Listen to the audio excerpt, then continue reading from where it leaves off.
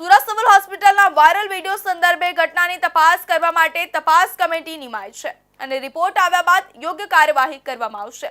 રાજ્ય સરકાર નાગરિકોને સુદૃઢ આરોગ્ય સેવાઓ પૂરી પાડવા સતત પ્રયાસરત રહી છે। ત્યારે નવી સિવિલ હોસ્પિટલના તબીબી અધિક્ષક ડોક્ટર ધારિત્રી પરમારે જણાવ્યું છે કે સિવિલ હોસ્પિટલની આરોગ્ય તંત્રને બદનામ કરવાના આશયથી વિડીયો વાયરલ કરવામાં આવ્યો હતો। તારીખ 18મીએ સુરત નવી સિવિલ હોસ્પિટલના ગ્રેજ્યુએટી વોર્ડના વાયરલ વિડીયો અંગે સ્પષ્ટતા કરતા નવી સિવિલ હોસ્પિટલના તબીબી અધ્યક્ષ ડૉક્ટર ધારિત્રી પરમારે જણાવ્યું હતું કે રાજ્ય સરકાર નાગરિકોને સુદૃઢ આરોગ્ય સેવાઓ પૂરી પાડવા સતત પ્રયાસરત રહી છે।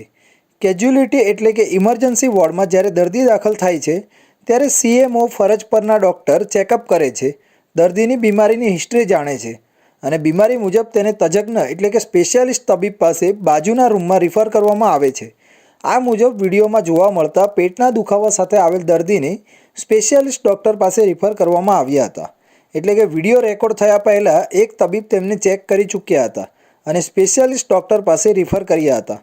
સ્પેશિયાલિસ્ટ ડૉક્ટર અન્ય દર્દીને બાજુના રૂમમાં ટાંકા લઈ રહ્યા હતા। વિડીયો રેકોર્ડ કરનાર વ્યક્તિ દર્દીના સગા ન હતા, કોઈ ત્રાહિત વ્યક્તિ હતા। દર્દીને પેટના દુખાવા એટલે કે સર્જરીનો કેસ હોવાથી સર્જન જ દર્દી તપાસી શકે છે। તારીખ 18ના રોજ રાત્રે એટલે કે વહેલી સવારે 3 વાગે 2:50 આવેલા પેશન્ટે વિડીયો રેકોર્ડિંગ ચાલુ કરેલ હતું। આનો ઘટનાક્રમ સમજાવીએ તો પેશન્ટ 2:50 હોસ્પિટલમાં આવ્યું હતું, જ્યાં તેને સીએમઓ દ્વારા ચેક કરી અને સર્જન માટે વેઇટ કરવાનું કહેવામાં આવ્યું હતું। સર્જન સાથે વેઇટ કરતા દરમિયાન પેશન્ટની સાથે આવેલી વ્યક્તિએ વિડીયો રેકોર્ડિંગ ચાલુ કરી દીધેલું હતું। આ દરમિયાન જે ડૉક્ટરને પેશન્ટને ચેક કરવાનો હતો તે બીજા પેશન્ટને ટાંકા લઈ રહ્યા હોવાથી બિઝી હોવાથી એમને થોડું વેઇટ કરવું પડ્યું હતું। પેશન્ટ પાસે ડૉક્ટરે પોતાના બીજા પેશન્ટની સારવાર પતાવીને આવી અને એમની પાસે થોડાક ઇન્વેસ્ટિગેશન્સ કરાવ્યા અને તેમને સારવાર આપી અને એમને રજા આપી। આ સારવાર દરમિયાન એમના કોઈ પણ ફાઇન્ડિંગ્સ એબનોર્મલ લાગ્યા ન હતા અને 4 વાગે એટલે કે 70 મિનિટમાં આ પેશન્ટ અહીંથી સારવાર લઈને હોસ્પિટલમાંથી પોતાના પગે ચાલતા બહાર ગયેલ છે, જે આજ સુધી ફરી હોસ્પિટલમાં આવેલ નથી।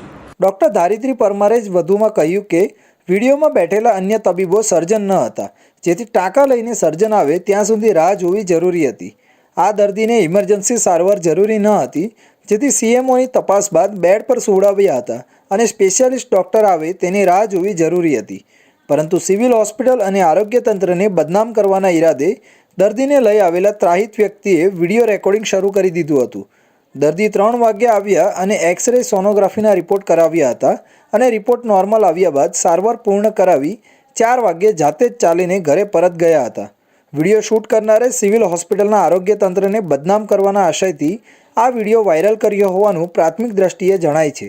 આમ છતાં ઘટનાની તપાસ કરવા માટે તપાસ કમિટી નિમાઈ છે અને રિપોર્ટ આવ્યા બાદ જવાબદાર તેમજ ગેરવર્તણૂક કરનાર સામે યોગ્ય કાર્યવાહી કરવામાં આવશે।